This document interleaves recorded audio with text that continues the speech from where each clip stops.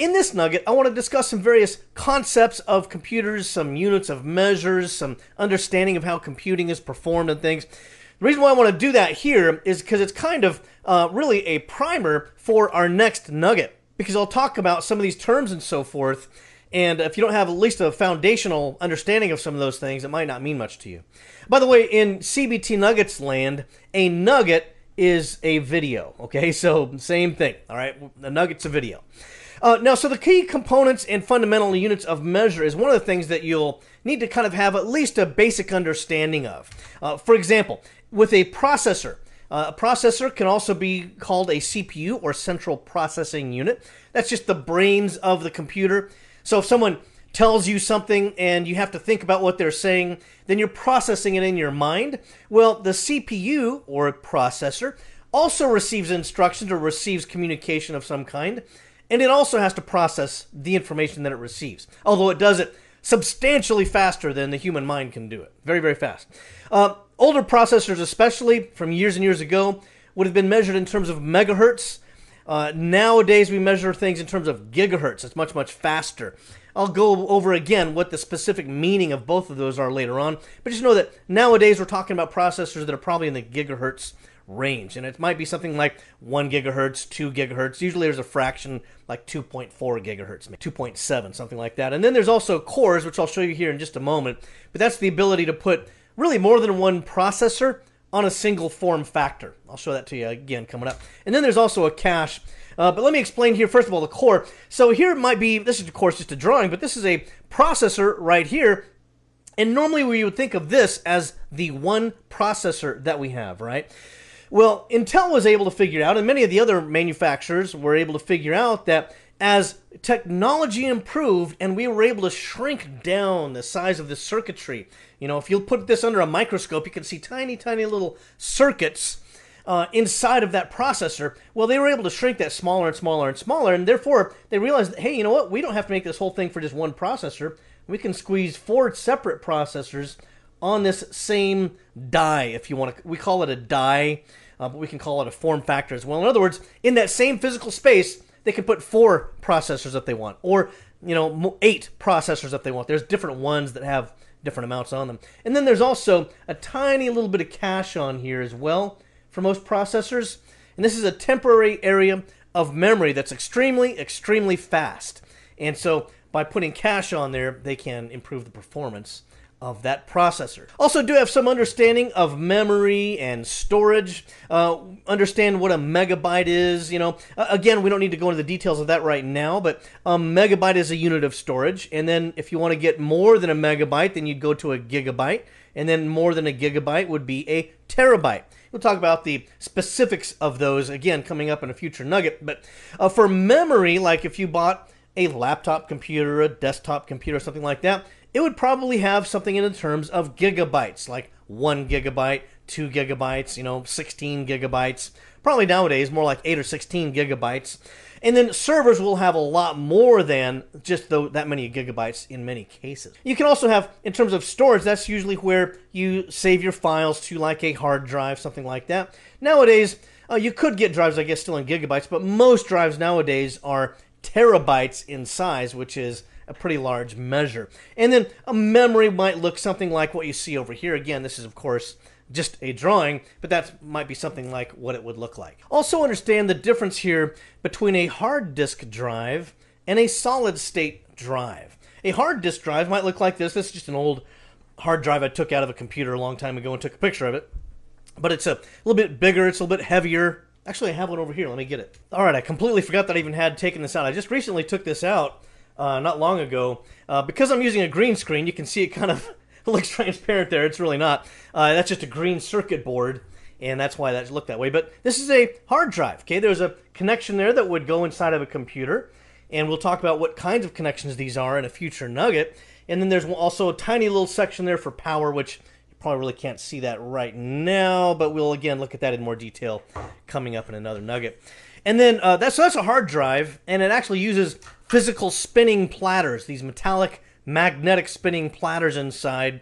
You can put a lot of data on those, but they're also slower than this guy. This is a solid state drive. It can do everything that a hard disk drive can, except that they're usually a little bit more expensive and they don't usually store as much. So this one is a 6 terabyte hard drive that I just showed you. This one here is 500 gigabytes. Okay, so it's going to be smaller. Okay, so remember, terabytes, we looked at that earlier. Terabytes, I'm dropping everything. Terabytes is bigger than a gigabyte. But this is substantially faster, so your computer will perform better with one of these. Anyway, getting ahead of myself just a little bit because we will again cover this in a lot more detail here in the future. Also, you'll have network cards.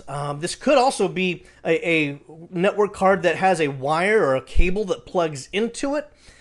Or it might be a Wi-Fi card, and that's going to be more likely found on smaller devices like tablets and laptops.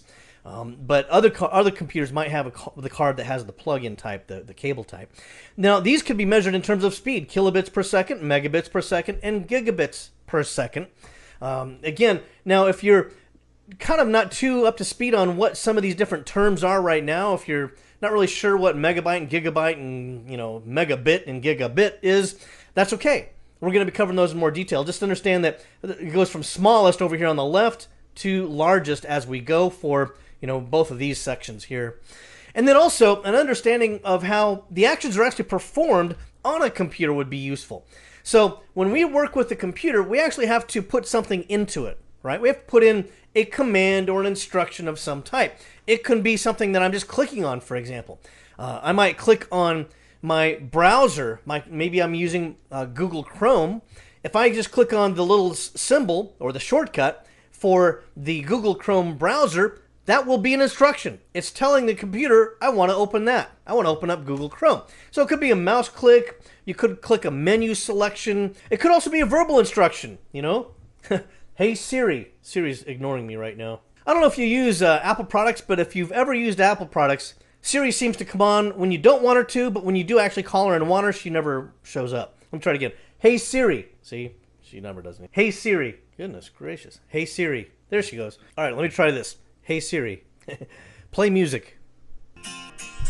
I hate Siri. Also understand that we send commands to software. It receives a command and then it processes the instruction, whatever we want it to do.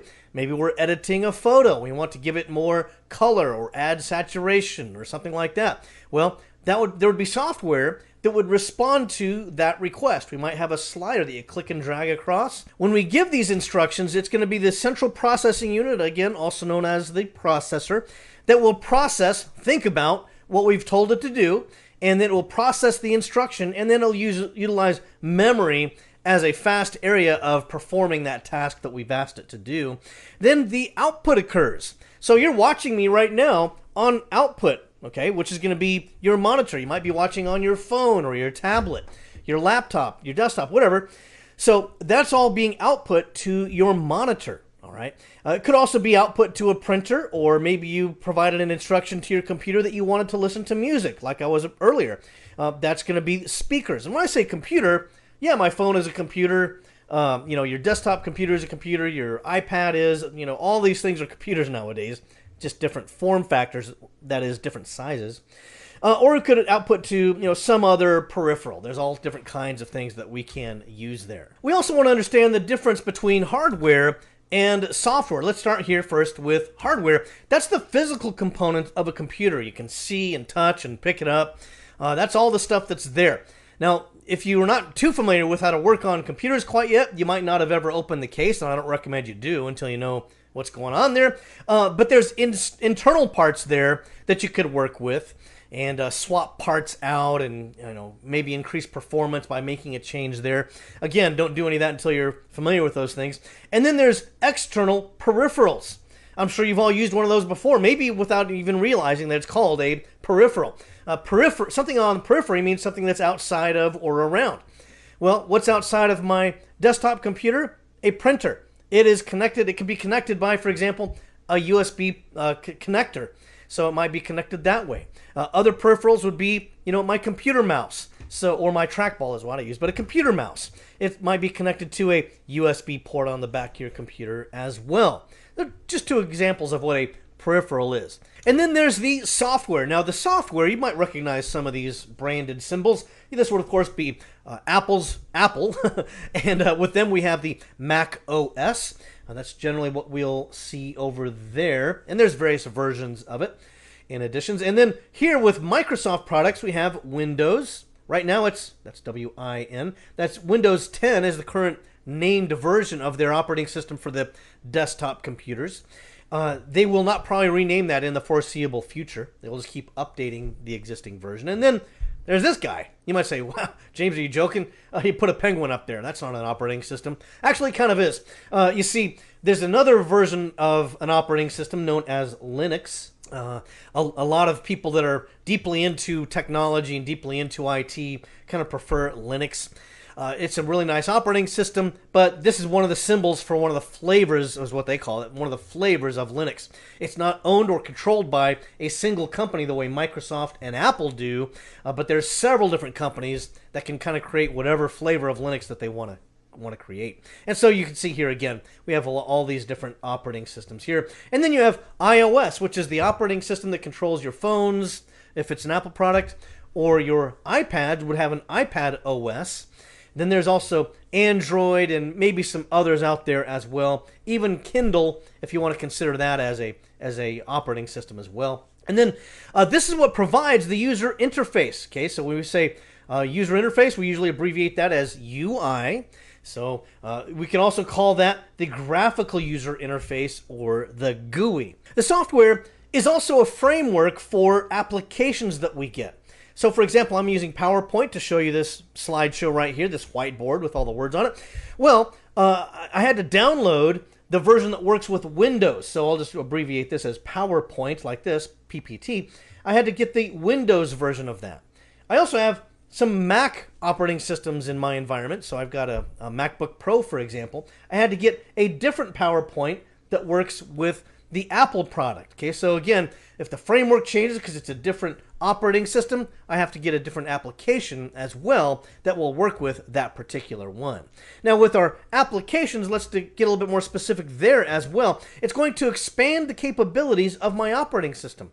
So for example, from my start menu, I can just open up Notepad here, okay? And you might see it on your start menu as well if you're using Windows. I can do some basic typing in here, but there's not a lot of capability here. I can change the size of the font, I can make it bold if I want to, some basic stuff like that. Notepad is included with Microsoft Windows. However, Microsoft Word is not. I downloaded this separately and I installed this application, and now I've got more capabilities here. So for example, Notepad would have never been able to create a fancy resume for me. Here I can, and I won't continue this any further, but it gives you kind of a template where you just fill in the blanks and it will fill in all the details here for you and tell you as many lies as you want. Anyway, you can see here I just get more detail and better capabilities here than I would with Notepad. They're just what helps us to have better productivity. We might use it for productivity reasons, such as Word or Excel or PowerPoint,